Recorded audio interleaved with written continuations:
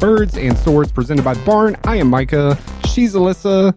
And this is level 5, the beginning of level 5 of the podcast, year 5. I wanted to bring something up to you. I was actually looking at it earlier today.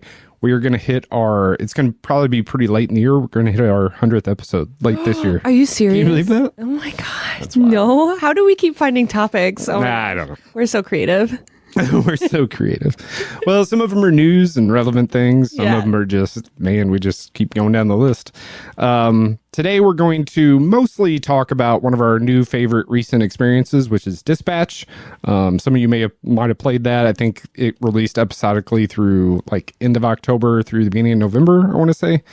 We played it a little late. Did we play it before Christmas? Yeah, I guess we played it. No, we played it after. Played it a little after Christmas. Yeah, like 3 days straight. Yeah, so we played that together. We've got some footage we're going to go through. We absolutely loved it, so we can't wait to talk about that. But first, let's get a little bit caught up. We made it through the 100 days of January, is what it seemed like. So long for world reasons, personal reasons, struggles. So how was your January? It was tough. It was a lot of being sick, and then Zach had seizures. Yeah. Which a lot of people probably saw online by now.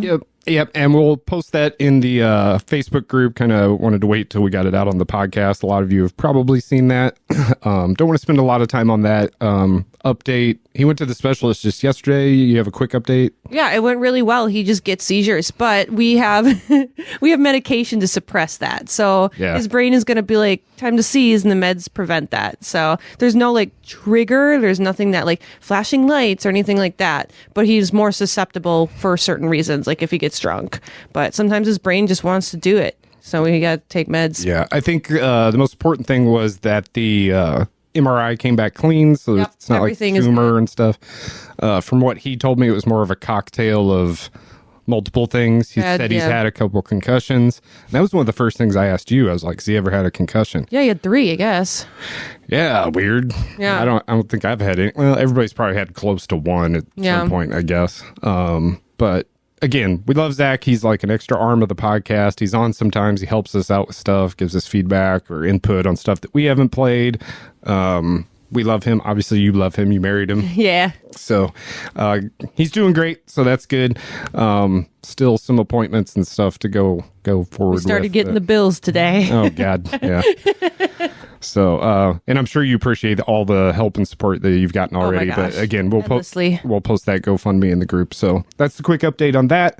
And he'll be on with us soon, I think. Yeah. So we'll hear from him directly. As far as current, let's talk about what we've been playing. Right. You start because you have multiple things because you're juggling like 4 or 5 things. Yeah. Still playing Black Myth Wukong. Still great. It's just not like a bingeable game, because it's How long have you had this game?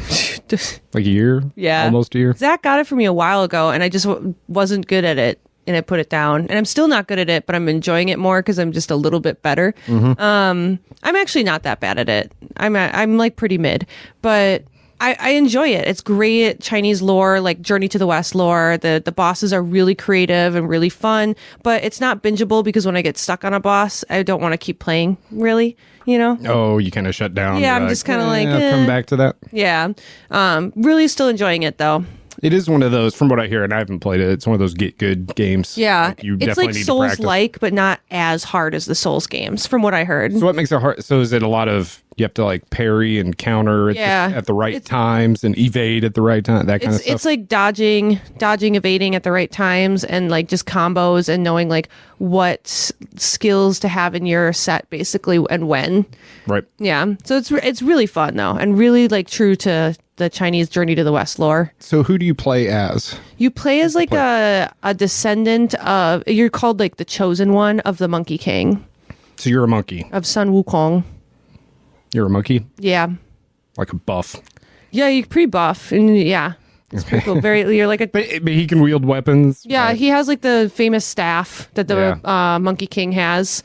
I mean, not the staff yet, but I'm sure I get it. I'm getting that shit. I'm getting that For shit. Sure. Okay, cool. That's a beloved game too, so that's good. Okay, what else? Death Stranding 2. Oh, right. Yeah. Amazing sequel. I'm loving it. It's more of like I know we mentioned this like off air. It's kind of like a big not a big DLC, but it's like on the same engine. Yeah. Well, it kind of is like more of the same, but I'm loving it. Yeah, a lot of quality of life updates, new region, stuff like that. Right. So it's Mexico. You do the tutorial in Mexico, and then you hook up Australia. So Australia is most of the game. I don't know how true the Down map under, is. mate. And I don't know anything about Australia. I thought it was all desert. So I'm like confused when I'm like in the snow. In the mountains. I don't know if that's real, but I'm not going to question Kojima. It's really big, so I assume maybe there's they gotta have somewhere. something, right? Yeah. I'm so uncultured. Sorry, Australians, but it's great. They added a lot of like weather updates. Like when it rains, the rivers will flood and it'll make it harder to cross. There's snowstorms and sandstorms and like storms. It's really great. They upgraded a lot of the items and weapons that you can use. They really like not perfected, but like updated the combat mechanics in a way. Like I really didn't like them in the first game. I just avoided combat altogether, but they really made the mechanics a lot smoother and easier to work with, navigate. Does the rain still age everything? Yeah. So the rain ages everything. And there's one character. She, There's a bird coming in there. Yes. I can tell by your face there's a bird coming. She saves birds. So the rain is called timefall, and everything it touches ages like dramatically fast. Yeah. And she has the power to like reverse it. So like when she finds birds in the rain that are like aging and dying, she picks them up and heals them and takes them home and feeds them. It's so cute. Yeah. Her name's Rainy. Her name's Rainy? Yeah. So that's her only purpose in the game is to save birds? Not to save birds. She joins your crew. So that's another thing. This game, compared to the first one, the much more story, like just much richer story along the way. Like I kind of compare the first one to Kingdom Hearts, where you get like pockets of plot throughout the game. And then at the end, you get like 8 hours of juicy, good shit. But the second game is like really rich in story the entire time. Like the whole time. It's really dark. Like the first hour really throws you into it, and I feel like it almost feels like they crossed a forbidden line. Like they just do something right away that just feels like untouchable by movies and games. Like it just it's so dark. And it's really good. I love that stuff. Yeah. And it's just so well done. Norman Reedus and his fetus are back. His fetus? Yep, they're back. It's just great. And the characters, there's a cat made out of tar. Like Kojima loves his weird shit, you know? Yeah. There's a cat made out of tar, and he has wings and he flies around. Big name actors and directors in it from all around the world. It's just fantastic, really. I could talk about it forever. Yeah, deserved of its Game of the Year nominee. Oh yeah, amazing soundtrack and if it wasn't for Expedition 33, I wonder if it was like second. I wish they would like rank those. Kinda. Yeah, I think like, that would be cool. Here's percent of the votes, like even with Oscars and Grammys and stuff. Right. I kind of wish you could see what the actual. I feel like it would be really up there because I feel like it would be like second probably. Yeah. So Okay, I think I'm in like the last third of the game on the final stretch kind of a thing, like almost to the point of no return. I'm doing a lot of the side stuff. Some of the side quests are so worth it. Like if you're playing the game, make sure that you do the Pizza Man quests because he will teach you Kung Fu. Oh, so, no. Yeah. Great villain. Amazing. What do you villain. Kung Fu though? Like the ghost things? Yeah, you Kung Fu other people or the mechs because it's a Kojima game. There's mechs. So there's mechs everywhere. Yeah, and they're really cool. So yeah, it's great.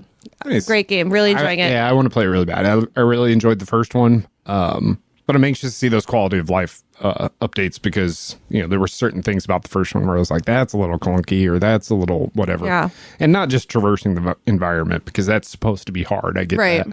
But there were some things like traveling and things. There is fast travel in this game. Oh, okay. Yeah, but they'll dock you if you use it to deliver packages, obviously, because the point is to deliver packages through the terrain. So if you need to travel somewhere to get something done, you can. But if you're delivering something, not recommended. Yeah. But it's a nice update. Yeah. Keep going, Kojima. Yeah. What else? Animal Crossing? Jacob? Tell us about Jacob. All right. So I started playing Animal Crossing. It's good. I'm enjoying it. I play it like an hour a day. I'm not like as into it as a lot of people. I did get lucky that my friend Elise, she gave me like a zillion bells. 7 million bells. So I paid off my mortgage like right away. And her island, all birds. She did it. She achieved Nirvana. 8 birds. Yeah. And that's kind of hard to do because I think we were also talking about that earlier, where when you bring in a new animal villager, Yeah. it has to boot one out that you already have, but you don't get to pick which one. Yeah, so she you could cheesed bring it in a for bird sure. and it would kick out a bird. Right. You know what I mean? You can cheese it. I looked up how to do it. She did. Oh, okay. So like you can close out before it saves and retry until they pick the villager you want because it's Oh, okay. random. And she used the amiibo cards too. So she like picked her villagers, but still really impressive and really cool. Yeah. Her island is gorgeous. Definitely visit her if she invites you. Nice. But I finally got my first bird after Jacob, Jacob. trash. He loves trash and bugs. You were talking about that earlier, and it just made me think of. Have you seen Toy Story 4? Made me think of Forky. Oh yeah. Trash. Trash. Trash. We're just running towards the. Trash. Yeah. So you said he moved in, and then his house was like decorated in trash. Even? Yeah, his walls are like just trash. He's so cute. And today I was walking around just checking it out before work, and he was in like the town square, you know, and he was like doing stretches. He's like, eep, eep. And he touches his little feet, but he can't because he's like a round guy. Yeah. I love him. What kind of personality does he have? Lazy. Oh, he's lazy. Perfect. Yeah. Yeah. Perfect. Yeah. Perfect first bird. Yeah, he's great. I love him. And he was hard to get. I had to play a card game with him and like guess the correct card that was in his wing. And I guessed wrong for like 30 minutes. Oh, no. It took so long. You're like, let's keep playing. I played until, and every time he's like, oh, guess I'm not moving here. And I was like, run it back. Run it back. Hilarious. Well, I'm glad you got one. Yeah. That's good. Yeah. We'll talk about the Switch 2 in a second because you got that. Yeah. It's just interesting that you started playing it like right before the new update, which was substantial, and the Switch 2 like official release, I guess. Yeah. Which I don't know how that would be any different, like graphically. That game's super simple. Yeah. But there is a Switch 2 version, so you started playing it around the same time. Yeah. I did play it as well. I played it in the COVID frenzy era when everybody was playing it. I wish you could have been playing it in that era because everybody was playing it. You could visit each other's islands and, you know, every day you'd wake up and you could be like, well, I've got 9 different friends that I could go visit, you know, all this stuff. I know. I remember seeing everybody play it. Like Water their everybody was flowers. into it. Yeah. That's cool. Okay, so that's 3 games you're playing. Yep. I got one more for Is you. there one more? Okay, Yeah. go ahead. Tears of the Kingdom. Oh, right, yeah. Yeah. A couple years behind on that one, too. Classic. I think it came out 2023. Is that what we said? Yeah. I don't know if Something that's around correct. there. Yeah, But it seems correct. it's fine. It's fine. Like, I mean, I like it just because... like the finale of Stranger Things. Right. Hey, how'd you like the finale of Stranger Things? It's fine. It's fine. It's good because it's like Breath of the Wild, if that makes sense. Yeah. Like I loved Breath of the Wild. It's more of the same. And then the updates they made, the changes they made, I didn't really ask for. Like, I don't care about the underground. It's just an expansive space of enemies that you can light up. I don't like, and you can find some things, but it's not super amazing. It's not, I don't know. I'm not impressed. Little barren. Yeah. There is some shit down there. As you play it more, you'll run across a few things you like, I think. Same goes for the air. Yeah, there's like a few blocks in the air too. Like that's not a huge expansive thing they added either. I mean, like the underground is expansive but boring for me, and the sky has like not much. Yeah. So I'm not like blown away by it, but I am enjoying it. It is an interesting take, and I'm interested to see that taken further either by Zelda or another game or something, how there's like 3 levels of map. Yeah. Because the map does show up, you know, you can like cycle through wherever you're standing. It's like, this is what it looks like in the sky where you're at, right? Yeah. Right. Yeah. This is where it looks like underground where you're at. And then, you know, the regular Hyrule. I feel like they could have done more with it, right? Because they put us, for whatever reason, on the same goddamn map as Breath of the Wild. It's the same map. It's all built. Everything's there. So they could have really gone balls to the wall with the underground because it's the same game. Like, give me more. I'm almost doing the quests in the same order. I'm going to the same villages in the same order. I feel like I'm just like tracing my footsteps and doing the puzzles are fun. Doing new puzzles, and they gave us some dungeons, which is nice. What about the building? How do you like the building?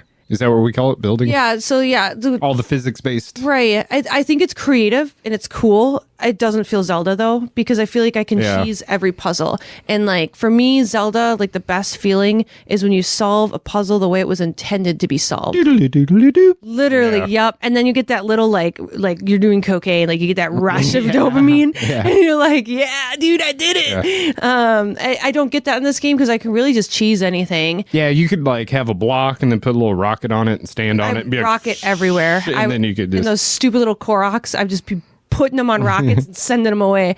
How many seeds are in this game? Is there 900? 1,000. Oh, there's 1,000. So there's one extra, I think, because I think it was 999, right, in Breath of the Wild? I don't remember. You're the one that found them all. You got the poo. Got the golden I got poo. the golden shit. So I am enjoying it though. Like I'm playing it. I've all I've done is complain, right? But I've been playing it all day. Yeah. So I am enjoying Zelda, it. Yeah. And it's still good. I just hope they don't do another one. Yeah. I did play through it and I felt the same way. I'm like, this is just a huge DLC worth the $60 or whatever, because that's how much game is in it. Mm-hmm. But a lot of it's the same. So how would you compare that to Death Stranding 2? I feel We said both of those are kind of big DLCs on the same engine. Yeah, I would say Death Stranding 2 gave us a lot more with the sequel. They gave us 2 new maps with it, like full maps, and a lot more of a sequel story. Like Zelda's not known for story ever, so I wasn't expecting that, but definitely Death Stranding 2 continued the plot like thoroughly and a little more engaging. Yeah. And Tears of the Kingdom has some upgrades. They gave us a couple new weapons and a couple of new moves, but I think Death Stranding 2, the items and the characters, and there's just so much more. It's just much richer. Okay, so you're juggling 4 games. What did you play? Did you play anything today? I just checked on Jacob. Okay, what did you play last night? I checked on Jacob. This week was really busy. Okay. The last game I played was Sunday. I played Tears of the Kingdom all day, like 8 hours straight. Okay. Yeah. And I think you were playing that while, segue. I think you were playing that while we started Highguard. Oh, yeah. The one you're playing with Zach. I've been playing most recently. Were you done? Yep. Okay. Sorry. So many. Still been fucking around with Borderlands a little bit. I probably jump on there like once a week or once every 10 days or something. Are you done with the main story? I'm almost there. I'm on the doorstep. It's one of those, and I think we talked about this too, where when I get so close to the end of the game that I want to 100%, I get right to the end. I do the same thing. And I start running it back, and then 100%, clearing all the areas. You want to complete it, then get the ending of the story. Because if you get the ending, then complete it, it just feels like, So, Reagan. One of the things I like most about Borderlands 4 is it has one cohesive, integrated, big open map. And we haven't had that before. Borderlands has always been connected by semi-large areas where you go through like a portal type of thing. I don't know, like a gate, and then you wait for it to load, and then you're in that new area. So I guess with the power of today's consoles and things like that, they were able to fit way more shit in. And the map's really big. Not as big as some, I guess, but the map's really big. So there's lots of things and it's divided into like areas. I think there's 8 total. There might be 10 or 12 actually. I don't know. So you can like 100% those areas. So when you're in the map and you like hover over that area, it's one of those games where you like get the list and it's so is it like collectibles? 0 of 4 vault symbols found, this many raid things completed. So you've got this list of like a dozen or 15 things where you clear that whole area. So now I'm like running back and trying to clear all of those areas. It's super fun though. But we mentioned Highguard, so let's just get to that. So Highguard, Zach and I started playing. That game just came out on like the 26th, so it's probably a little over a week old. Super new, yeah. Yeah, it's done by former Respawn team, so the same people that worked on Apex Legends. So this is like right up Zach's alley. I haven't played a competitive shooter in a while, so my buddy Drew told me about it and he wanted to play it, mentioned it to Zach, and he hadn't heard of it, which was weird, but I guess he was seizing the day. So he had some time off from games. Dude, I texted him that. I was like, I know, he told me. As soon as I thought of it, I was like, dude, so has anyone told you to seize the day yet? We laughed about that probably all day. Anyway, so I mentioned it to Zach because it's definitely a Zach game. So Highguard is a free-to-play competitive shooter.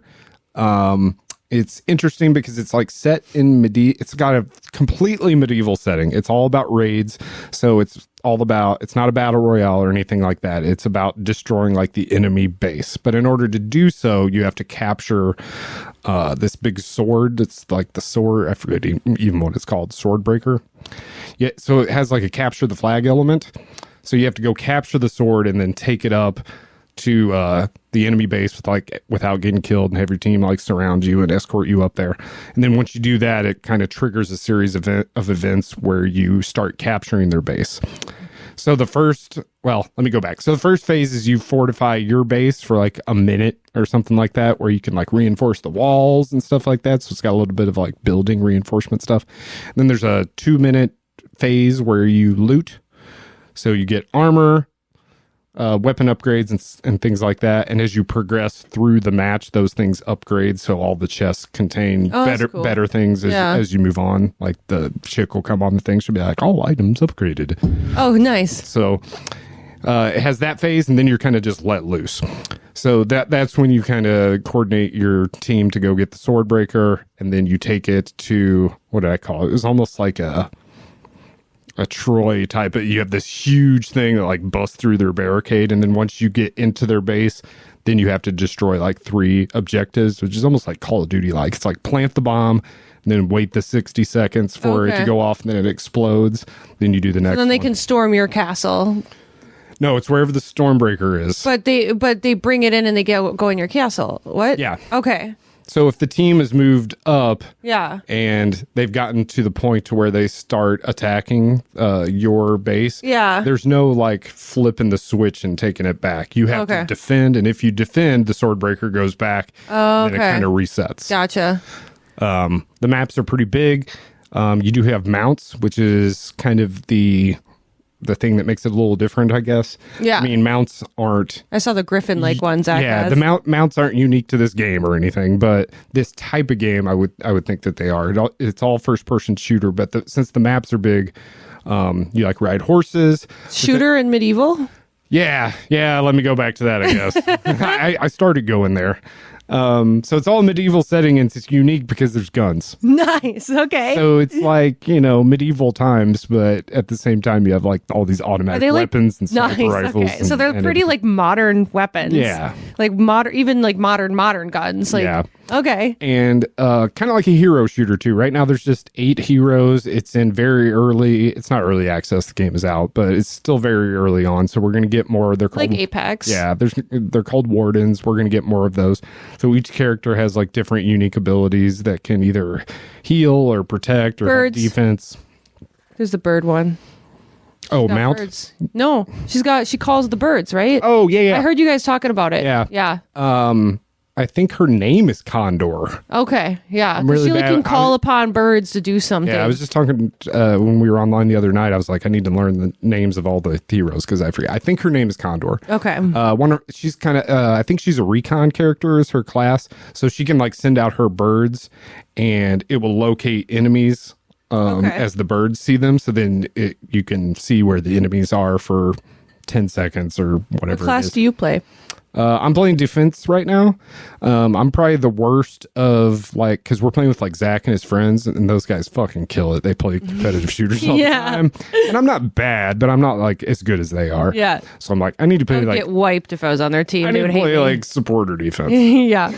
So I'm playing. Her name is Uma. And she has what's called wisps. She's like a tree goddess or like a nature goddess. She's really ripped too. She's like huge. Hell yeah. And she throws out what's called wisps, which are these little like tree people. And they kind of act like turrets. Like you can throw out 3 of them. That's awesome. And then they like huck magic at people. So you can put those around like where they plant the bombs and stuff to kind of do that. And then you also have ults. I don't think they're called ults, but you know what I mean when I say ults. Yeah. And you guys probably do too. And she has like a huge tree thing that comes out, and then it throws the little tree things at people. So, and again, it sticks in place. But so I'm playing the defensive side so far is what I've been maining. Zach has switched it up a little bit, but he's mostly good at Phil. He can do anything. Assault. Yeah, we've been playing with his friend McKinnon. Am I saying that right? He calls him Mac. Yeah, McKinnon. He's been really good from what I've seen so far. We played a match a couple nights ago where it was pretty tough. We got fucked up pretty good, and I had like 6 kills, and Zach had like 9 kills, and McKinnon had 27. We were like, Jesus Christ, dude. Oh my God. Like, you're doing all the heavy lifting. Wow. So he's really good, and he's really good at communicating stuff. So that's been fun. Like I said, still in its early stages. We'll see how long it lasts. It's one of those games that's going to be very different a year from now. You know what I mean? There's going to be a lot of updates. Just like upgrades. Apex was, just like Overwatch was. Pretty bare bones now. Yeah.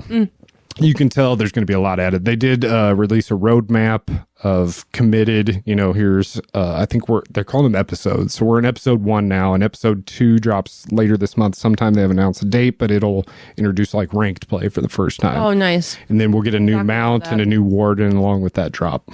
We didn't talk about all the mounts. There is you can ride a horse, Classic. obviously. There is a eagle griffin thing that Zach, I think, spent real money on. Yeah, he did immediately. I was like, he's like, should I buy this? I was like, can you wait till you know if you like the game? He's like, I'm going to like the game if I have I remember this. hearing you in the background. You were like, what if this is like a one and done thing, Zach? I think that's the verbiage you used.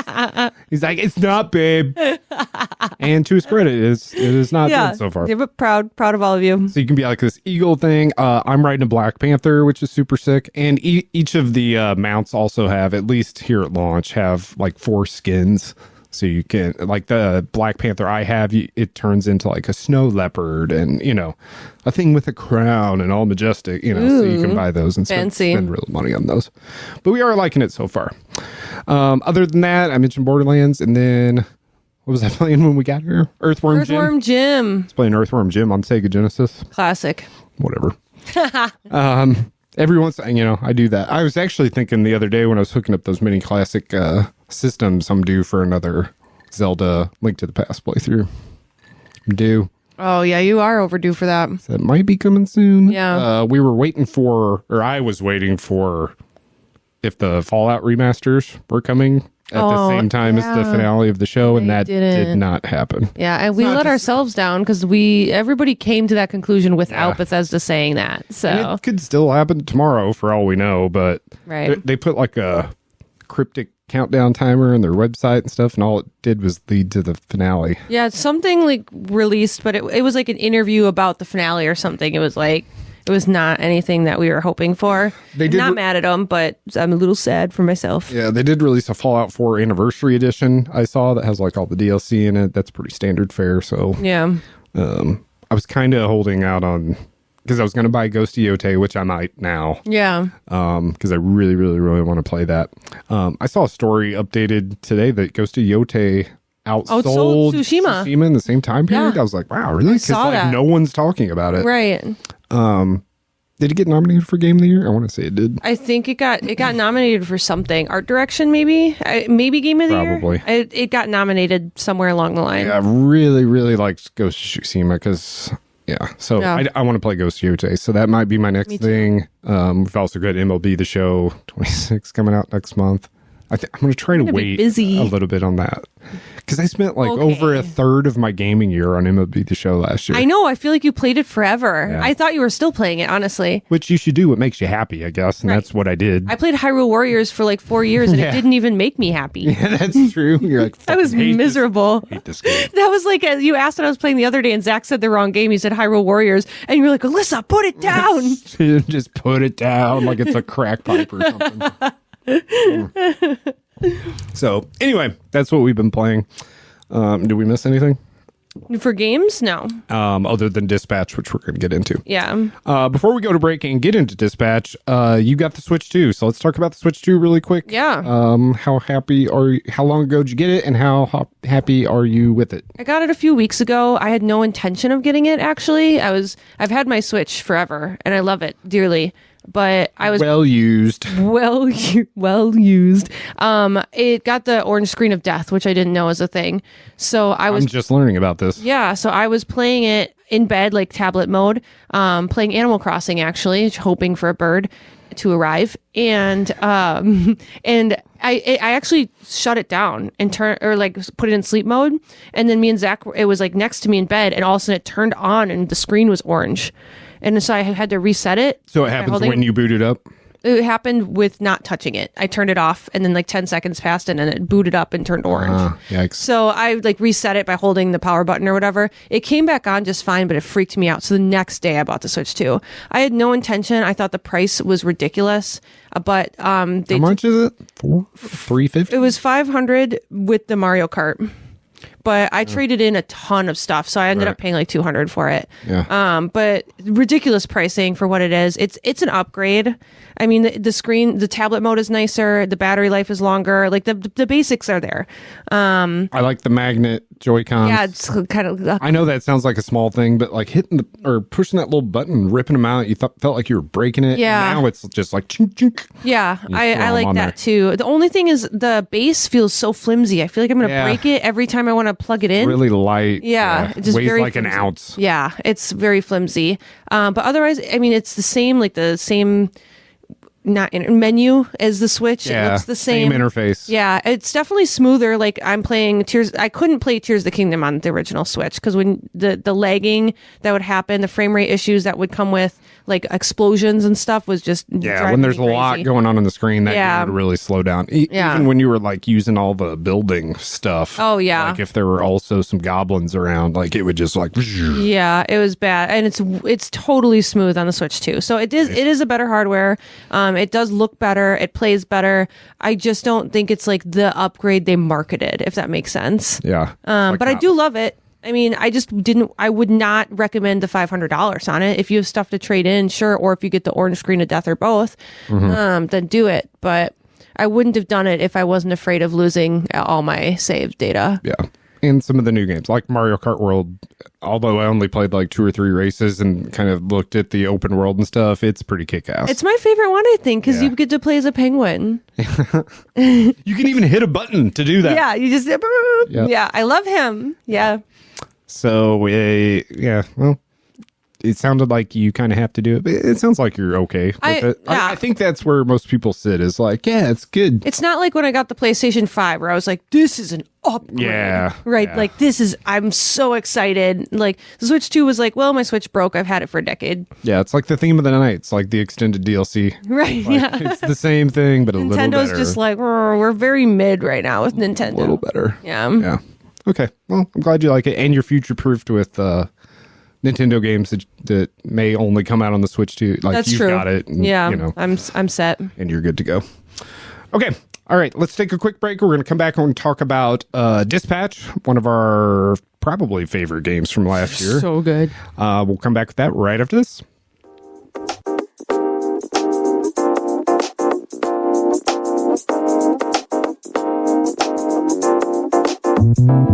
Thank you to BetterHelp for sponsoring this episode. BetterHelp is the world's largest therapy service, and it's 100% online.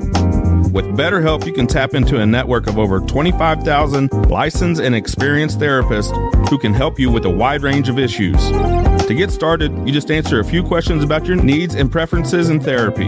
That way, BetterHelp can match you with the right therapist from their network. Then you can talk to your therapist however you feel comfortable, whether it's via text, chat, phone, or video call. You can message your therapist at any time and schedule live sessions when it's convenient for you. If your therapist isn't the right fit for any reason, you can switch to a new therapist at no additional charge. With BetterHelp, you get the same professionalism and quality you expect from in-office therapy, but with a therapist who is custom picked for you, more scheduling flexibility, and at a more affordable price.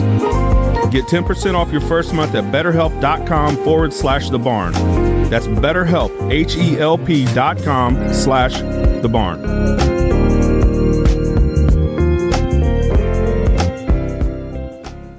Welcome back to Birds and Swords, brought to you by Root Beer. Root beer float. Root beer floats. Root beer and just a little bit of vanilla vodka. Just enough. We're just slow sipping tonight. Yeah, they are good though. We were talking about how much we love root beer. I'm like, dude, we should just put something in root beer. Yep. All right, let's talk about Dispatch. If you haven't heard Dispatch, it's from Ad Hoc Studios, former developers of Telltale and Telltale Games, which are what? Walking Dead, Wolf Among Us, Tales from the Borderlands. What else? There are more. The Batman one. Oh, the Batman was so good. Yeah. Batman. So story driven. How would you describe their games? Just like, narrative based, play through the comic book. Choice. It's all choices. There's no combat. It's cell shading, graphics. minimal character movement, at least in their old stuff. Yeah.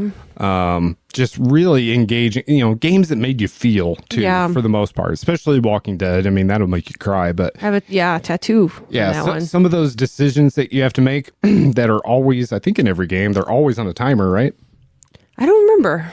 I think they are. Okay. So you always just have a certain amount of time to decide if you want to make this move, say this thing, do whatever. In really, really critical moments, spoilers on Walking Dead, I guess, you have some of those decisions end up in who survives and who dies. Yeah. And usually you know it when it happens. So they strike emotional chords, really well written. So those games are great. So they have Telltale is no more. It's probably been more than 5 years since we've had anything Telltale. Yeah. More than that, I have to go back and look.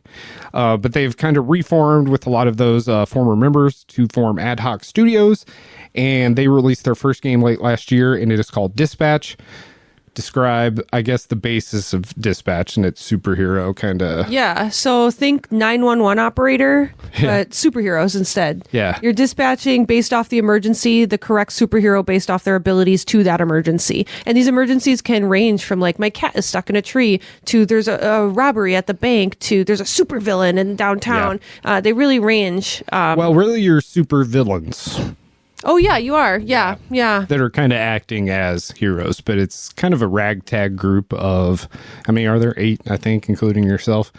8 kind of ragtag supervillains that kind of not flip to the other side, but there's a lot of chaos going on in the story. But what's interesting about it is, as far as like the writing and everything goes, at least I think, is this balance of like a well-written story and everything, but it's this superhero aspect of doing all these superhero things, and then you balance it with office life. Yeah. You know what I mean? Yeah. Because that's what it is. Yeah. And that's what makes it so funny. Yeah. Let's just cut to some video, and we're going to talk through some of that. Big thing to mention is Aaron Paul plays the main protagonist that you play as, which is Robert. Aaron Paul. Robert Robertson III. Robert Robertson III. Aaron Paul from Breaking Bad. BoJack Horseman. Jesse Pinkman, obviously, and BoJack Horseman, and some other things. He does a fantastic job, I thought, of bringing life to this character that you're seeing here. So he's basically the only one that doesn't have superpowers. So this is here he was Mecha Man, and it was basically a guy in a suit, kind of a Batman type of thing, I guess. I would compare him to Iron Man more than anything. Or Iron Man's good. But Batman too, with like the lack of powers. Yeah. So without getting in too much in the story, he gets fucked up towards the beginning.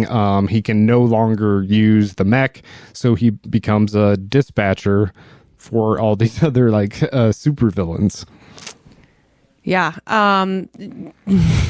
Yeah, I love it. I thought that it was a really interesting way to showcase the story of him, like kind of like you see him as the superhero, and then you see him revert to this office life of like, I don't get to save the world anymore. I have to kind of correlate and dictate who gets to save other people. And you kind of see him go through that turmoil. And I think that's really good character development. And I think, I think the best way to have you seen Invincible? No. Oh, it's so good. This is just like Invincible, not the story, but the characters and the graphics. Invincible is a show about superheroes, but it's like adult. So like, it's essentially like Superman's kid growing up and like learning how to be a superhero and everything, but it's like adult and mature, really well written. It's the same kind of humor, the same kind of writing, the same animation. It reminds me of that a lot. I see a lot of parallels, but I do think the story with Dispatch is better. Really? Yeah, I do. It is so good. And we should probably mention also that this is an episodic game. So it kind of plays out like a TV show anyway. How many episodes were there? 8? We both said 8. It's got to be 8. It's got to be 8. Oh, the dog. Oh, there's the dog.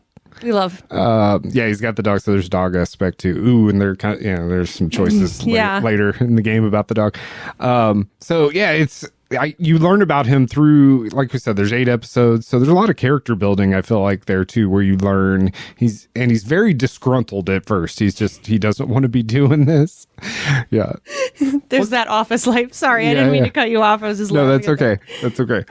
So you kind of see him grow over time, obviously, his character arcs in a good way as he kind of connects to all these other supervillains that you're close to. There's also romantic choices. This is Blonde Blazer here. This is who we chose. Yes. Here's one of the choices here. So that's kind of how it works. So there's only 2 romantic choices. Yeah, right? yeah. So it's kind of a one or the other, light side, dark side. That's kind of the choice they give you. Yeah, and it is a difficult choice. Both women are awesome, but they are very different, right? Yeah. And it's kind of, and I was kind of surprised by our choice. I mean, you let me choose. I was surprised by my choice. But I think I would have probably picked Invisigal. You think so? Yeah. Who we'll I was surprised I didn't, but I was really drawn to Blonde Blazer. I think she was like, for me, Invisigal had too much baggage, and it was just a bit much. But do we see Invisigal coming up? But she's got to be coming in soon. We'll see. To close out, like on the romance, though, they did a really good job of, and I wonder if it worked the opposite way if you chose Invisigal. They did such a good job of making you feel regret for your decision. Yeah. You know what I mean? Yeah. Like, did you make the right choice? Yeah, and there's a lot of that. Intimate moments, stuff like that really like drew you back into the other one, even though there's kind of like nothing you could do about it. Yeah. You already made your choice. I think that the base of this game really comes down to the characters. And I think every character, even the side characters. Oh, this dude. Yeah, I was just going to say right here. The fist bump guy. What's his name? Royd. Yeah. Even him, like he's a side character, but you just love him. Every character just has these huge personalities. And I think that's really important in a game that is just all story. Oh, here we go. Here's Invisigal. Yeah, so this is Invisigal. She's kind of she's been in trouble with the law and things like that. Yeah, she's kind of like vigilante type of supervillain. So she's like, and Blonde Blazer, who you just saw, the other romantic interest, she's more of the hero positivity standard that you would see. But Invisigal, like I said, they kind of pull you along because she grows too, and she becomes a better person throughout the game. Yeah, and all the characters, again, they have so many. Oh my god! Okay, so we keep laughing. We're gonna have to stop. So that's Sonar. Our favorite. That is our favorite character.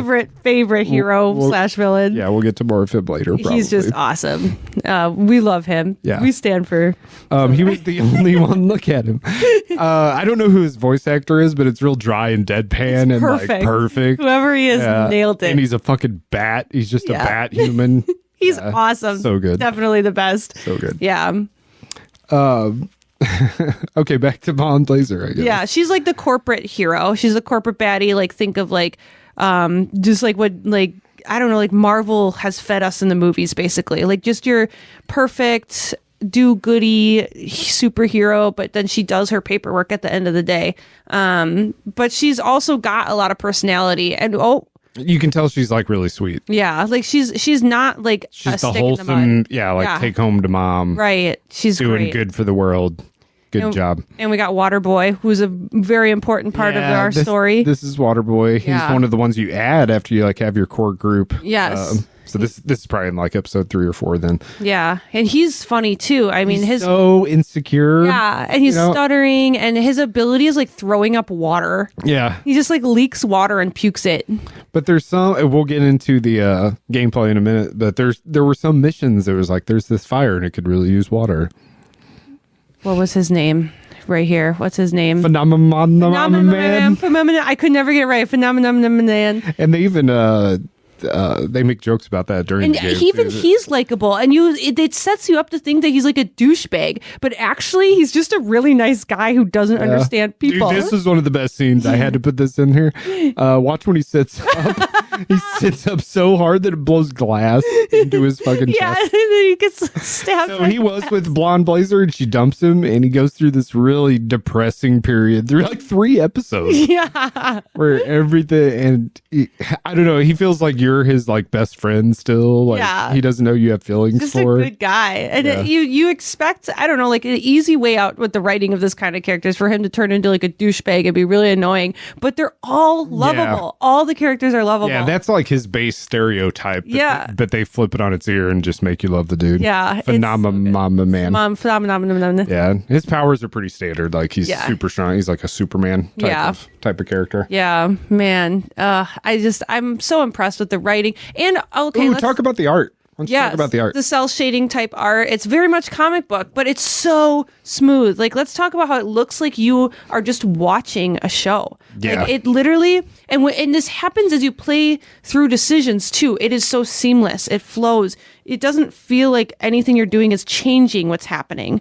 Like, I feel like the old Telltale games, when you made a decision, it was a clear cut. And then it would show the result of your decision. Yeah, I get what you're saying. And it's not a bad thing. For its time, it was still like really groundbreaking. Yeah. But here, like it flambe. As you make your decisions, it flows so smoothly and so seamlessly that you can't even tell where that cut is, where the decision makings. Right. It's like you're really watching a show. like watching a show. Yeah, especially with the episodes and everything. I mean, the only thing that takes away from that is the gameplay, which again we'll get into. But all of these things that we're watching now is it's like watching a TV show, right? And a really well animated one. It's definitely different than the old Telltale stuff, which wasn't bad, but it used like its same, because in those games you like controlled a character for a little bit. Yeah, so it was still using like the in-game engine in the cutscenes, where this doesn't have to do that. I'm glad they dropped that. I think that was a good choice. Something totally separate. Yeah. What did we choose here? Spaghetti. We're gonna throw the spaghetti right at Flambe. Yep. And he was awesome too. And he should have been a bully. I mean, he was, but you love him. You love to hate him. You hate to love him. He was just great. His name's Flambe. He has one of the most epic karaoke songs we've ever heard. I am pretty positive I'm going to just tag it on the outro of this episode. Good. So stick around for the end if you want to hear the whole song. That's my favorite part of the game for sure. I actually went on TikTok after we played that part and watched it over and over and over again because I was laughing so hard. Yeah. It's genuinely Dude, that whole hilarious writing. I think some of that is in here, and I posted it in our group. That whole section of when he starts singing to where you play the interactive fight with who's the chick in your party? Not Invisigal. No, the black chick that's like the performer. Prism, where she's like playing the song, and it starts throwing you it like you rip the guy's ear off or whatever, and you have to like swipe the stick. I think that's in her. I think that's in here somewhere. So I just spoiled all of it, I guess. But the action is amazing. I mean, I was like upset that I had to focus. There it is. Okay, this whole sequence from now for like the next. I'm a bitch. Yeah, my name is Robert. I'm a bitch. And it's so funny because nobody in that bar knows Robert. He's singing to him. Yeah. Like this is intended for him. Yeah. So hilarious. It's so good. It just flows so well. And then the action scenes are done so well. I mean, gosh, you're just so in it. And I was like sad that I was like doing the button pressing because I just wanted to watch the action so bad. Yeah. It's just so good. The way it's integrated in this part is pretty good because you don't have to do it very often. Right. And it throws you from this back into the fight. Yeah, it's just super cool. Yeah. Super cool. I'm glad they chose like the animation that they did because they could have went a little more serious, but it's very comic book, which is fitting for it what works. kind of genre it is. That's another thing too, is like this game is hilarious, and I think it's actually really hard to write. It is very, very funny. And it comes down to not just the writing, but the voice actors. Like they nail these lines. Yeah. Like some of these lines could easily be a miss, and I think that the mixture of the writing and the voice acting just really sold it because the game is so funny. Yeah. Like that guy right there just asked him, "Are you a bitch?" And he's like, "Do I look like a bitch?" Like he just doesn't get it. It's so good. So good. He's got his little arms. Yeah. There's another thing about the it being episodic. It was really good at giving you a hook right at the end with the right music and everything. Yeah, you wanted to keep playing. Like the episodes ended so satisfyingly. It made you want to play the next episode or feel really good about what just happened. Yeah. They were really, really good about that too. I don't know, just the writing like front to back is what makes the game, obviously, but then you pair it with this kind of art that we got and the voice acting performances, especially Aaron Paul. Oh, he just kills it. Yeah, he just kills it. I mean, they all do. I'm just so blown away. And they like to make a game like this with really like virtually no gameplay, if you know what I mean. Like you have to sell the story and the characters, and they did amazing. It's just, I was blown away the entire time. There's our man. There's our man. Did he put a freaking mouse on his taco? Well, it's like a bug. It was like a locust or something, beetle or something. I love here's him. one of those parts. Oh, yeah. This is going to throw you right into the fight. It's Dude, incredible. So cool. So creative. This is stuff you see in like Hollywood movies. Like, yeah, and the music's pumping. They're doing this whole fight in the bar, and it keeps flashing back to because what we're seeing in the other scene is like the afterwards. Yeah. They go to a fast food restaurant or whatever. It's after all of this. they're all going to Taco Bell, essentially. Get it, Prism. Get it. Get it. She's like a Nicki Minaj superhero. Yeah. Yeah. Yeah. She can produce like holograms and stuff like that. Yeah. Flambe. This, man, where's Sonar? Our favorite line in the game, let's go ahead and talk about that. Because they're getting ready they have this wholesome moment kind of towards the end of this scene where they all say like their real names. And Sonar goes, do you want to say it? You say, you're better at it. So it gets to Sonar, our bat guy, and they're doing their real names, and then he goes, he says, my name's Victor because I'm a fucking winner. I'm a fucking winner. And he like bangs the table. It's so good. Hilarious. I think it's my favorite line in the whole game. He's just so hilarious. I just love him. And I think it's funny because I don't think this is really a spoiler. It's so early in the game, but you can choose to get rid of him.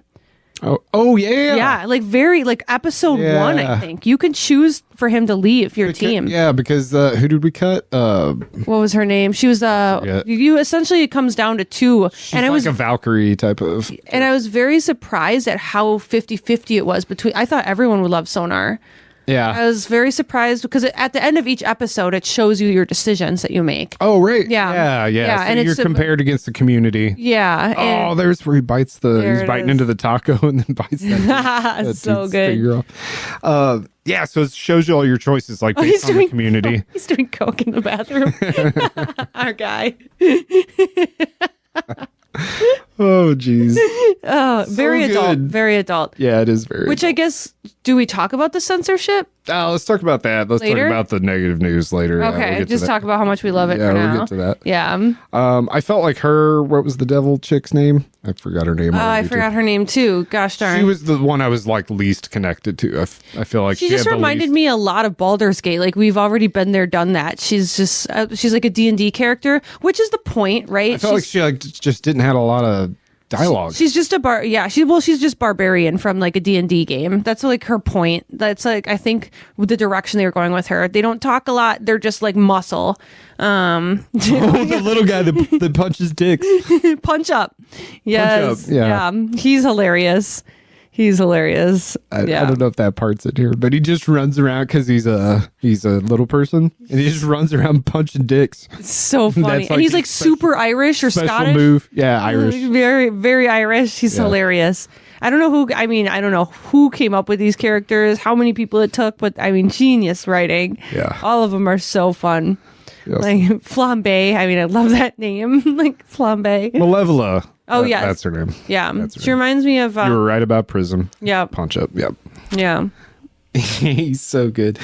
This is one of the biggest choices of the early game, I would say. You get to tell him if you're really Mecha Man or if you are just kind of take me as I am. And that's what we chose. And we were in the minority there. Did we choose that? I think we did. What do you mean? Like you and I. Oh, yeah, together. We both agreed on that one. So Alyssa had the controller. She was on the sticks. I would help her with decisions. In hindsight, I wish I would have and it'll come up in the gameplay. In hindsight, I wish I would have played like the hacking things. I know. I was like, I probably should have. I offered. It's okay. We made the just random choices that don't matter a whole lot. You mostly just did, and it's fine. But we would try to at least talk about those big decisions. We didn't have long, and sometimes we didn't agree, and I would just like 5 seconds to decide. And I would either just choose mine or yours, and I feel like I was pretty fair about it. Like if we disagreed, sometimes I'd pick mine, sometimes yours. I'm happy with everything we did. Yeah, and the ending we got. For the most part, we agreed on everything. I feel like there was no like strong disagreements along the way where we were like, oh, you should not have done that. We should not have done that. And Zach watched a lot of it too. He threw in his opinions. He was tossing out opinions too. Yeah. Flambe, his name is Chad. His name is Chad. So you tell him that you're just Robert, and then, like we were talking about earlier, they all go around and say their real names. It's a pretty wholesome moment. It is really. And we were in the minority with that decision at the end, remember? Like most people. I feel like I might have cut in some of the decisions on here. Yeah. Waterboy. Hermie. He's so cute. Yeah, you definitely want to. They make you care about him. There it is. There it is. But he's Victor. I'm a fucking winner. I love him so much. Best part of the entire game. He's the best. Oh my God. The best. I want like a poster of him in my room. Yeah. I love him. Does he have a pop figure out? Yeah, I need it. I need it. I want a pop figure of him. Oh, I want an action figure. I want a plushie. I want it all. And it has to have like the cocaine on his nose too. He was so good. And he was one of the better... we used him a lot in the... Yeah, he's one of the better gameplay characters because he had everybody's just got their skills or whatever, and he would turn into an actual bat version. Yeah, so he'd be like intellect versus... Oh, here you can see the decisions versus the community. Yeah, most of us bro-fisted Royd because why wouldn't you? Yeah, he's such a nice guy. Yeah. Oh, we didn't talk about the... Ooh, we were in the minority there. Yeah. We didn't talk about the Flash guy because that's a humbling... That's a really good story, but you can't say much without spoilers anyway. Yeah. A lot of it's revealed along the story. Yeah. We definitely ended up loving him. Yeah, the old character. The old guy. Einstein, they call him. Yeah. You and 34% of players prefer Long John Donuts. We're in the minority there, but we're in the majority. That was Zach on the other stuff. He yelled that one. I was like, okay. He was really passionate about only that answer. Funny because he just bought Long John. He just did. He literally brought them in. Just went to Quick Trip. Didn't let Sonar meet Vandersteen. I don't remember that. Well, I think sometimes some decisions come as a branch. Like you don't get the option, right? Based off other decisions. Oh, right. Yeah, maybe. We only got 6% on that other one. So every episode, they spit you back the results. But it's also interesting about this game with the decisions is in Telltale, you could honestly and very obviously know what your decisions impacted, like what it caused. Watching through this, it felt so fluid and normal that I didn't feel like I could say, okay, well, if I chose other decision, this would happen. Like you can't obviously pick the opposite scenario. Yeah. I think that it's a very complex writing. And I think that's really incredible because not being I need to go back and look because it just felt so fluid. This felt like how it was supposed to go. What it doesn't have that I wish it did that another game has that I wish every game would just rip off in this genre is Detroit Become Human because you get to see the whole bracket. Now, some of it's locked and you can't see it, but you can still see the path that would lead to... something totally different down here if I would have found this thing, but I didn't even do that. Yeah. Or the main thing would branch out. Yeah, that was really cool. They have the best delivery system of choice. We're overdue for a game from them too. Thing. Yeah, Quantic Dream. Yeah. Is that the last game they made? Yeah, I think so. I mean, game like that. They did Heavy Rain. Beyond Two Souls. Beyond and that. Yeah. I think is all. What are they doing? Google that. Right. Let's talk about the gameplay. All right. Amazing also. So the gameplay, well, you did all the gameplay, kind of like a top-down time strategy thing. Yeah, real-time strategy for sure. Like I said, you have emergencies happening, they dial in, and then you have a time limit to select the emergency. Also, and then you can take your time strategizing once you select it. But there's going to be multiple emergencies, so you have to decide how many heroes you want to send. Sometimes you can send more than one. Sometimes you can send up to 4. But this roster is all you have. Yep. And so you'll have emergencies. You can see that here's the call. They call in. They say this is what I have, and then based off of the description, you kind of have to guess using those bolded words what kind of attributes are going to do the best. So I can't read the words from here. It's all right. But if it says it's gossip or no, perform, you're going to do Prism, right? Because she has major charisma and we're perform charisma.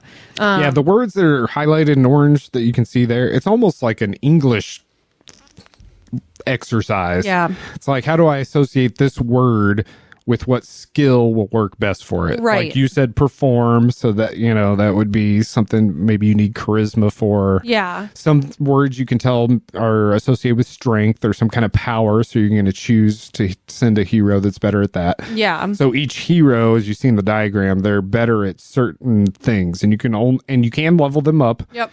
And you can put points and things and kind of level out your party. You can completely choose what you level up. You can balance them, or you can really stack them on one ability. Or we stacked mostly. Yeah. I felt like that was the right thing to do. Yeah. I mean, you've got 8 people with you, so you want people that are really smart and charismatic, and just dump all the points into that. Yeah. And then you can stack them. Look how stacked we were for this mission. I mean, we were covered. We were not going to have any issues anywhere.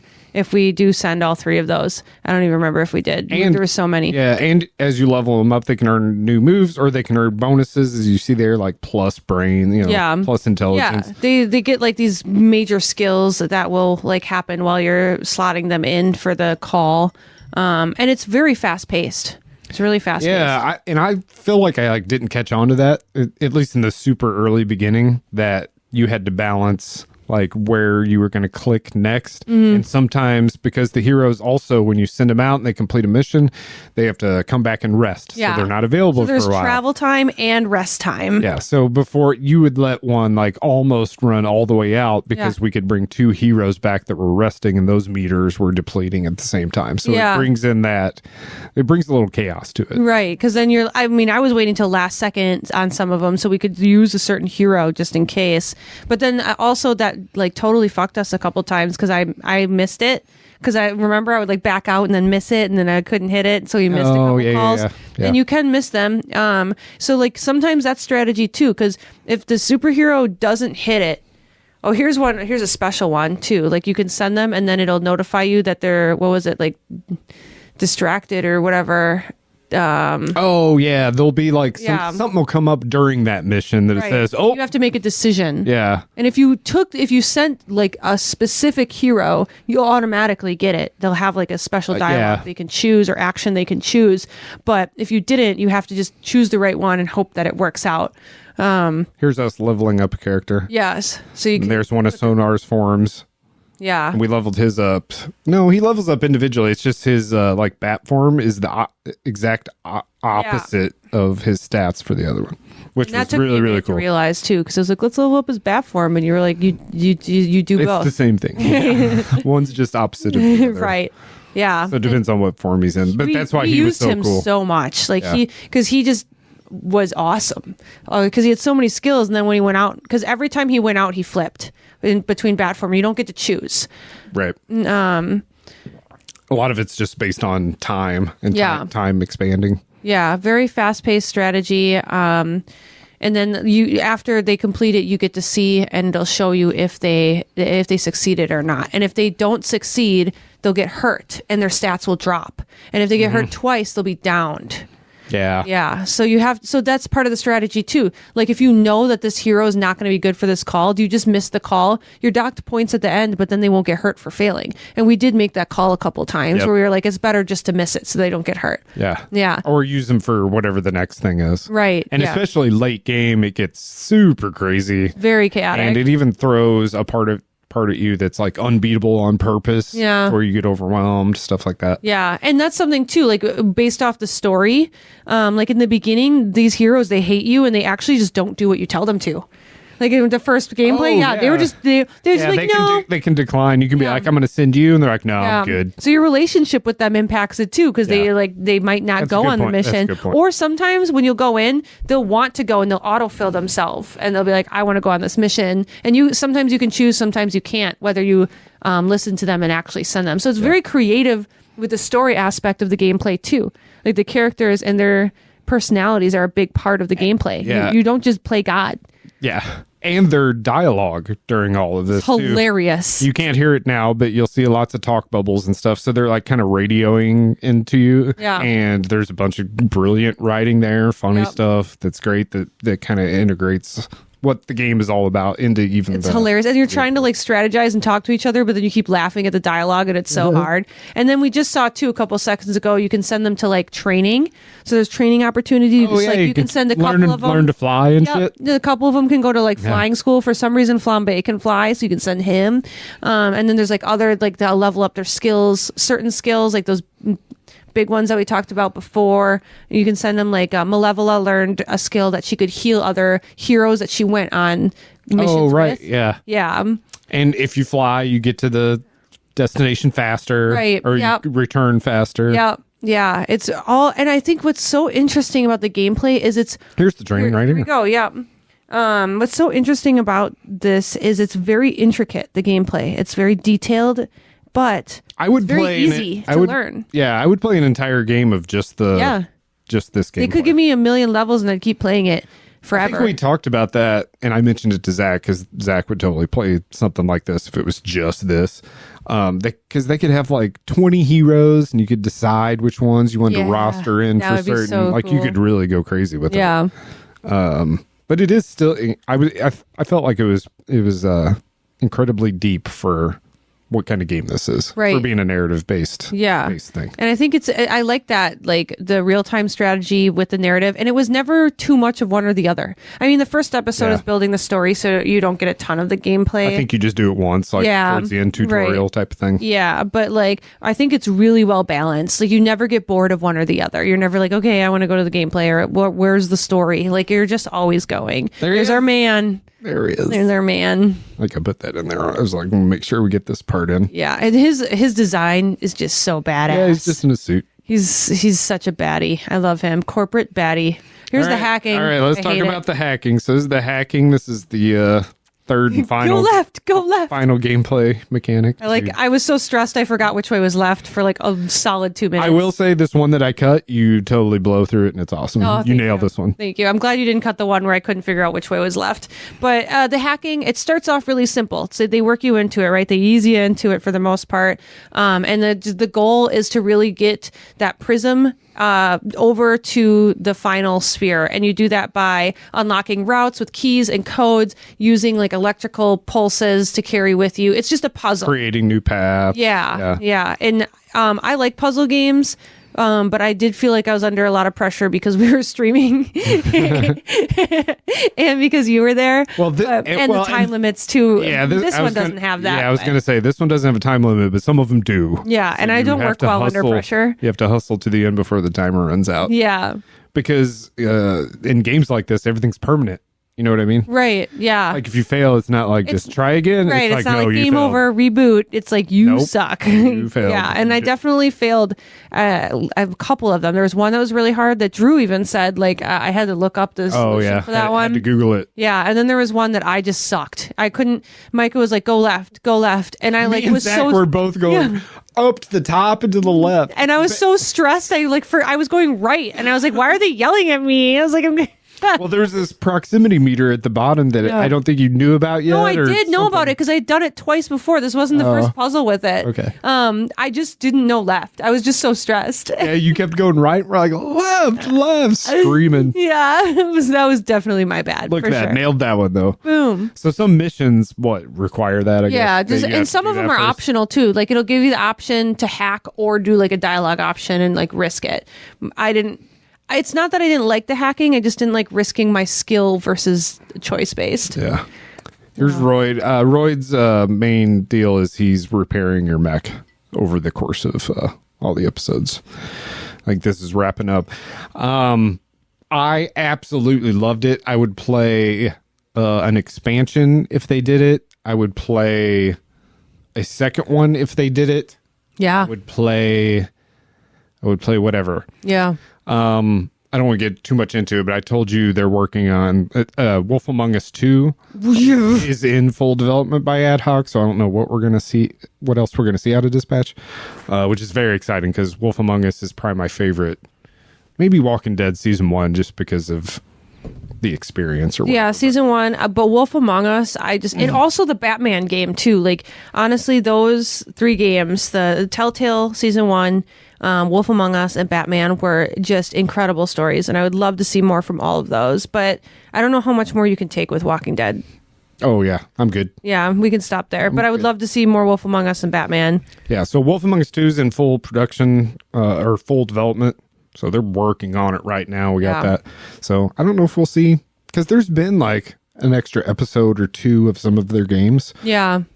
I would definitely play more Dispatch, though, for sure. Oh, 100%. Any day. If they dropped it now, you'd be over. We'd be playing. 100% would recommend. Yeah. Definitely play if you haven't. Yep. It got a lot of good buzz when it came out. I've seen nothing but awesome things. I don't think I've seen anybody. It was up for like Game of the Year and everything. Like it won, or it didn't win, but it was like nominated for a ton of stuff. And you can definitely see why. It's just so creative. It really is. We're gonna end on a bummer. Yeah. But definitely go play it. Yeah. Unless you have a Switch. The stuff that's in the news now that she's gonna kind of talk about don't let that affect if you haven't played it. Play it on whatever platform too. Go ahead. Okay, even the Switch, huh? With the bummer. Well, so Dispatch was released on the Switch, and it was totally censored with no option to not censor and no warning that it was censored version. So people purchased the full game not knowing that it was censored. And this game, there's nipples, there's swearing, it's nudity, it's sex sounds. It's like very mature. Is nudity, isn't it just blackbarred? Isn't that the only censorship there is? No. Is there dialogue censorship? Yes. Really? So they completely cut out the sex scene sounds. It's gone. Like there's no it's gone. It's really just one part. Well, yeah, and then they also there's the nip slip part too. All the swearing I think is cut out too. Really? Yeah, it's very censored. Wow. Yeah, so I didn't know about the swearing. I thought it was just the nudity. Yeah, so it's from what I understood, it's the swearing too. So it's like very censored, and maybe I'm wrong, but I thought I read that it was the swearing too. And I sent you an article about that. I think I heard the thing about the sounds. The sex sounds, but I didn't know if like swear words. Yeah. Like they censoring fuck out of it every time fuck is said. Like I guess I don't have that exact answer, but anyway, like it was censored, like heavily censored on the Switch, and they didn't warn people it was censored, and they didn't have an option to not censor it. People were really upset. I sent you the article, and the first thing you said was it Nintendo or Ad Hoc that censored it? So I did some digging, and I got an answer. It was Ad Hoc.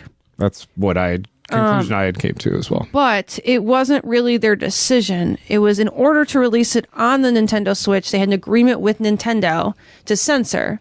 And they just did it. But people are like, well, what about like Cyberpunk and all these anime games where we just got titties out, right? And like stuff like that. You can customize your dick in Cyberpunk. And they totally agree. And they said like all they did was follow with the rules that Nintendo set for them in order to release the game. And they said that I feel like there was some kind of NDA there too. Like Ad Hoc couldn't say certain things. Well, that's actually interesting. That takes us to the direct quote from Ad Hoc, which says, "We are legally unable to provide further comment on why separate SKUs were not possible for different regions." So it's weird. The whole thing's weird, I think. Yeah. Because Nintendo has hentai games. Yeah. With hentai in the title. Even. Right. You know what I mean? Like, yeah. And then, like you said, Cyberpunk. Yeah. So why this? I've also seen things like you'd have to program a second version of the game, but this already exists because the PlayStation version exists that we played that's uncensored. Mm-hmm. So if there's a censored version, someone did it and there is a second version. So that comment doesn't line up. You know what I mean? Right. Like, oh, they didn't want to just spend the time, the money, and the resources making a second version of the game, which really is just a few parts, I guess, but it would still cost money to do that. But it already exists, so that didn't add up. So the whole thing's kind of weird that it happened. Yeah, and a lot of people were like demanding refunds because a lot of people that play these kinds of games, they didn't know they were buying a censored version, right? Basically. And a lot of people that play games like this, like these more niche titles, not niche to the average person, but not niche to the gaming community, right? Yeah. My point is, most people that were playing this game on the Switch also had another console that they could have purchased on, so they were upset that they bought it on the Switch instead of their PlayStation. Yeah. And they're like, if I would have known this, I would have bought it on PlayStation. And that's where the problem is. At least early on, of course, everybody knows now, but if you bought it on launch day, you didn't know you were buying a censored version. Right. It wasn't labeled as such. There wasn't an option to turn it on and off. Yeah. And it just sounds like Ad Hoc was kind of backed into a corner. They were like, yeah, we want to release it and we'll follow the rules. And then everybody got mad because they didn't really warn anyone that it was censored. And everyone got pissed off and they were like, sorry, this is what we had to do. Can't talk about it. So it just is a sucky situation. I just feel like my gut, not that I should take a side, but I still feel like I'm on Ad Hoc's side because I feel that's what I'm saying. I feel like there's some strong arming here. There's got to be an NDA if they're releasing things like we can't comment on whatever. That's exactly my point. Yeah, I totally agree. Yeah, that's an NDA I think they were backed into a corner and they did what they had to do, and then it just didn't go over smoothly, and they can't comment on it. Yeah, and just think if you. We're on that team in the coming days before it happened and it's going to happen. We're releasing on the Switch and it's censored. No one knows about it. Right. It's going to be a big thing on the internet, Yeah. Yeah. There. But it's such an amazing game. So if totally go play it. If you have PC, Xbox, PlayStation, play it there. Yeah. Probably the sex scene's pretty good. I enjoyed it. The nip slip scene is pretty, because you can make and that's totally where you're like, because even you were like, hey, you can see your nipple, and I was like, you can't see your nipple, and then like the next line of dialogue is like, I can see your nipple. Should you tell her that you can see your nipple? Yeah, it's like so the top, like the areola or whatever. Just like your areola's showing. But there's also a good like sex scene that's like a dream kind of. Really good. Yeah. Sexy. Because we started streaming and it starts an episode and you're like, whoa. Yeah. Welcome viewers. Here we are. Just watching video game porn, I guess.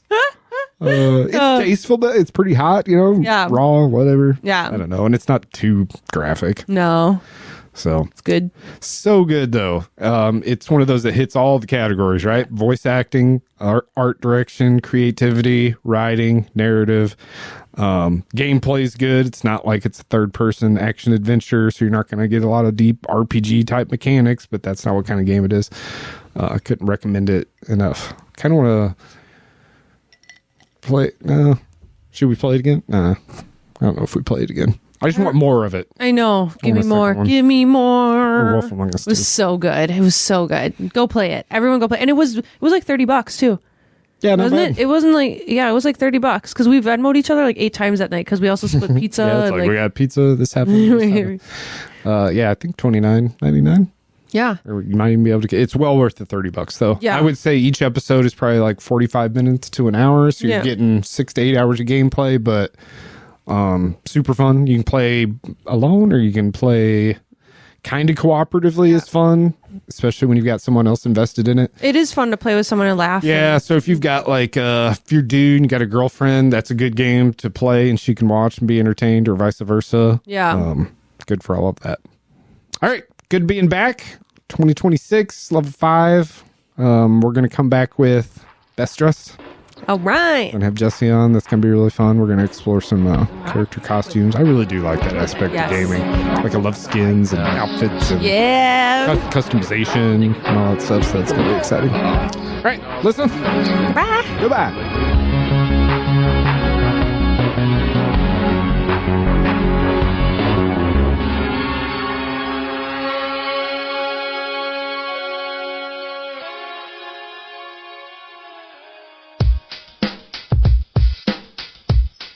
Oh, sounds like hip hop, but it's not, because then the white guitar come in, the white blue guitar.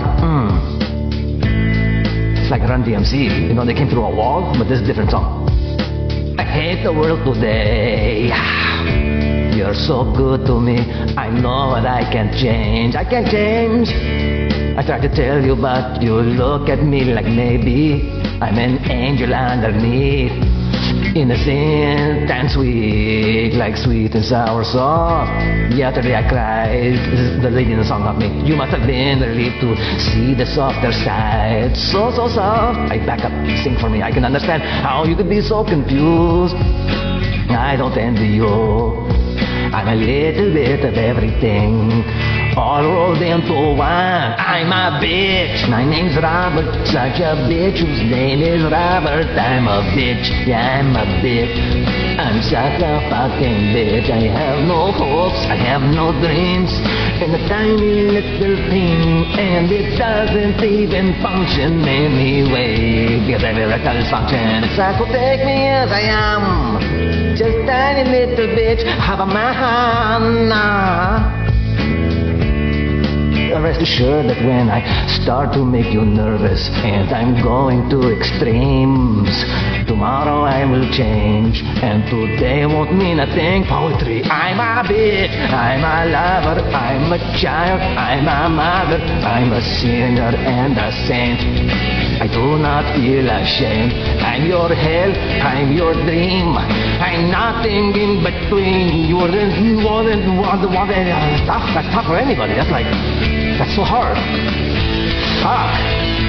Oh, guitar riff. I do air guitar too.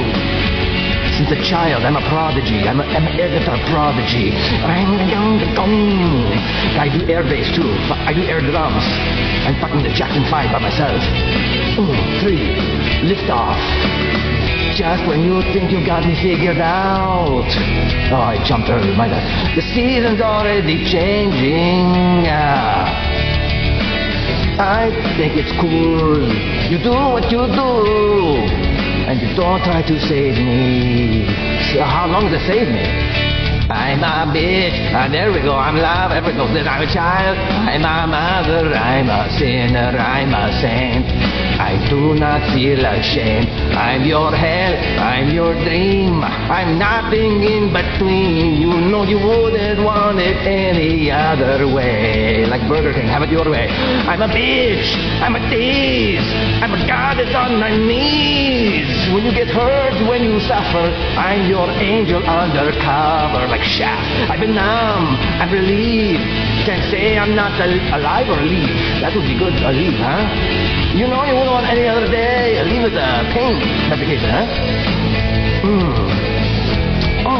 I think I killed it. I mean, good luck. Who's next? Your funeral. Am I like a superstar? I think it's my new job. I'm fucking... you got to get the new Z-Team guy, because like I'm like opening for Taylor. Oh man, this guy's still shredding? Fuck, I can't sit down yet.